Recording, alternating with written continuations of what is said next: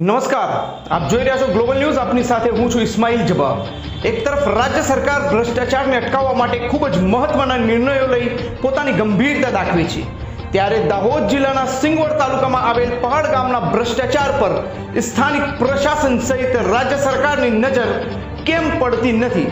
સિંગવડ તાલુકાના પહાડ ગામની વાત કરીએ તો પ્રથમ નરેગા યોજનામાં જોબ કાર્ડને લઈ ખૂબ જ મોટો ભ્રષ્ટાચાર થયો છે, જ્યારે નરેગા યોજનામાં જ ચેક ડેમો સહિત જમીન સમતલ કરવાની બાબતે વિકરાળ ભ્રષ્ટાચાર થયો હોવાનો સ્થાનિક રહીશો આક્ષેપ કરી રહ્યા છે, જ્યારે સ્વચ્છ ભારત મિશન અંતર્ગત શૌચાલયોમાં પણ ભારે ખાઈકી કરી ભ્રષ્ટાચાર કર્યા હોવાની હકીકતો આવી છે। અને આ તમામ આક્ષેપો વચ્ચે મહત્વની વાત એ છે કે આ તમામ ભ્રષ્ટાચારમાં સ્થાનિક સરપંચ કાંતિભાઈ ગૌજીભાઈ બારિયા સહિત પંચાયતના તલાટીનું નામ ચર્ચાઈ રહ્યું છે। સિંગવડ તાલુકાના પહાડ ગામના પ્રવેશ દ્વારથી જ ખબર પડી જાય કે ગામના વહીવટ કરતા સરપંચ અને તલાટી ભ્રષ્ટાચારમાં લિપ્ત છે। ગામમાં પ્રવેશ સાથે જ ઉબડખાબડ તૂટેલા જર્જરિત રસ્તાઓ અને ધૂળની ઉડતી ડમડીઓ સ્થાનિક સત્તાધીશોની પોલ ખોલી છે।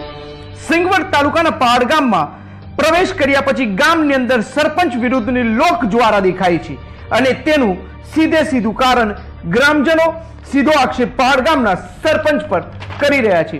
સ્થાનિક લોકો સાથે વાત કરતા તેઓએ જણાવ્યું છે કે ગામમાં સરપંચ દ્વારા કોઈ પણ પ્રકારનો વિકાસ કરવામાં આવ્યો નથી। સરપંચ અને તેના સાગરીતો દ્વારા ખુલ્લેઆમ ફક્ત અને ફક્ત ભ્રષ્ટાચાર આચરવામાં આવ્યો છે। સરકારની કોઈ પણ યોજનામાં ગ્રામજનોને પૂરતો લાભ મળ્યો નથી તેવા અનેક આક્ષેપો કરવામાં આવ્યા છે। શું નામ છે કાકા તમારું?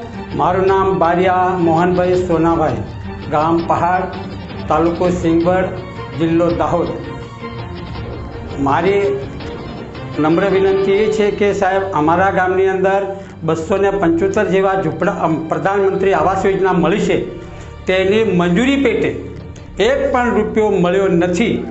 અને તદુપરાંત જે સરકારશ્રીએ બહાર પાડેલું કે જાજરૂ બાથરૂમ આપવાનું, એ પણ એ લોકોએ બારોબાર ખાઈ ગયા છે। પછી બીજું એક કે જ્યાં આરસીસી રસ્તો જ્યાં બનાવવાનો, ત્યાં જેનું નામ ખેમાભાઈ હોય તેના રૂપલાભાઈના નામે બનાવ્યા છે, એવી રીતના એ લોકોએ રોડ બનાવ્યા છે।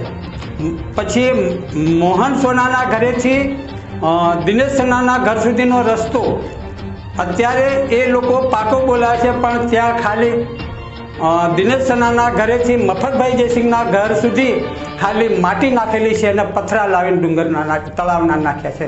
આ તમામ ભ્રષ્ટાચાર કોઈ કર્યો છે? આ બધો ભ્રષ્ટાચાર એમના માણસો અને સરપંચ શ્રી કાંતિભાઈ ગવજીભાઈ અને એમના માણસો 7 માણસો છે, એ 7 માણસોએ ભ્રષ્ટાચાર કર્યો સાહેબ। બીજો એમાં કોઈ ભ્રષ્ટાચાર કરનાર નથી।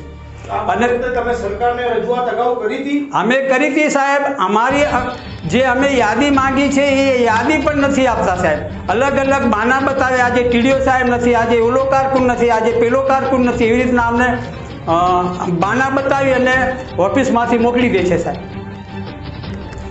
આમાં કયા 7 લોકોએ ભ્રષ્ટાચાર કર્યો છે? એમાં 7 માણસો એવા છે કે ચૌહાણ રાયસિંહભાઈ મગનભાઈ, મકવાણા ગોવિંદભાઈ સવાભાઈ, બારિયા ગોવિંદભાઈ વીરાભાઈ, હઠીલા ભલાભાઈ નાથુભાઈ ઓપરેટર, ચૌહાણ કરશનભાઈ કાનજીભાઈ, હઠીલા સરાદભાઈ ચુનિયાભાઈ, હઠીલા હિંમતભાઈ ગલાભાઈ। સિંગવડ તાલુકાના પહાડ ગામના વિકાસને રૂંધી ભ્રષ્ટાચાર કરનારા તમામ લોકોની નામાવલી જે ગ્રામજનો સરાજાહેર બોલી રહ્યા છે, મૃતકોના નામે યોજનાઓના પૈસા ઉપાડનારા તમામ ભ્રષ્ટાચારીઓ પર ખુલ્લા આક્ષેપો થઈ રહ્યા છે, ત્યારે જિલ્લાનું વહીવટી તંત્ર આખરે ક્યારે તપાસના ઘોડા દોરાવશે તે જોવાનું।